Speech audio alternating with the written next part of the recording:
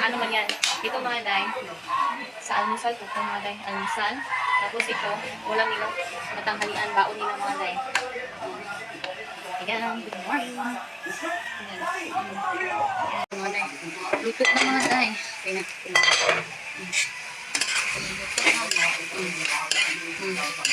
Yan na, luto na. Enrollment dates, no? Ito ay yung week before classes begin. Pero bago po nito, nagsimula na rin ng DepEd ng tinatawag natin early registration. Mula pa po yan noong last week ng January at nagtagal hanggang yung last week ng February para sa mga incoming kindergarten, grades 1, 7, at 11. Yung mga entry points po natin sa sistema. Para din po yan sa mga lilipat ng paaralan, tinatawag natin transferees, ang mga out-of-school children at mga youth na bumabalik sa school. Pati na rin po sa ating alternative learning system learners. Kung kapala naman po sa mga grades 2 hanggang grade 6, no? Grades 8 hanggang 10, tapos grade 12, itinuturing na po silang pre-registered. Kaya mabilis na ang kanilang proseso. Pupunta na lang po sila sa mga paaralan ng June 1 hanggang June 5 para mag-officially register. Yan po ang ating mga dates at important information.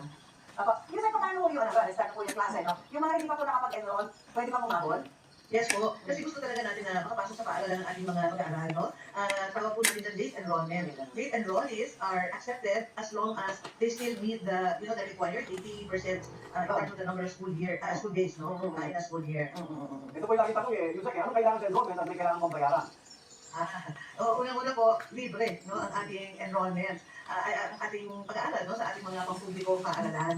Siyempre po, meron tayong mga requirements, no? Na kailangan isumite ng mga bata. Ngunit, hindi naman po hahadlangan ang sino pang wala pa ng mga ito. Ang karaniwang requirements po natin sa lahat ng mga paaralan, hindi lang sa ating mga pampublikong paaralan, siyempre po, ang ating birth certificate ng mga bata.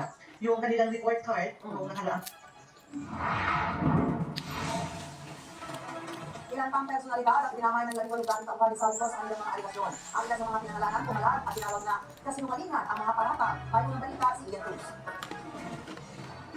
Naging press conference ang iyong pagkatapos ng Tuyo, dating Congressman Mike Defensor at ang nagpakilala ng labing dating bodyguard dating Congressman Zanico. Wala kasi senador ng tumalo. Kahit pa sinabi ni Defensor na dito magaganap ang pagdinig ng Senate Committee hearing ng Cayetano Block ukol sa flood control scandal. Ukol sa labing may apat pang bagong testigo ano ang kabugado nilang si Attorney Lenny Balikod. Isa sa kanila, ang dati rin daw sundalo na si Gerald Valderrama. Kasama raw siya sa nag-deliver ng mali-malitang pera ni dating Speaker Martin Romualdez at Senador Erwin Tulfo noong kongresista pa siya.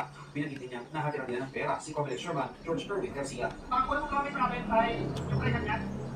Then, binuksan yung magistrate yung doon sa right side doon, pinapuksan sa right of the George Garcia.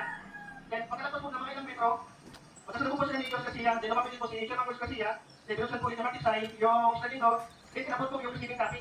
Sinusubukan namin makuha ang panig ni Romualdez at Tulfo, pero ang naman din ang paparata,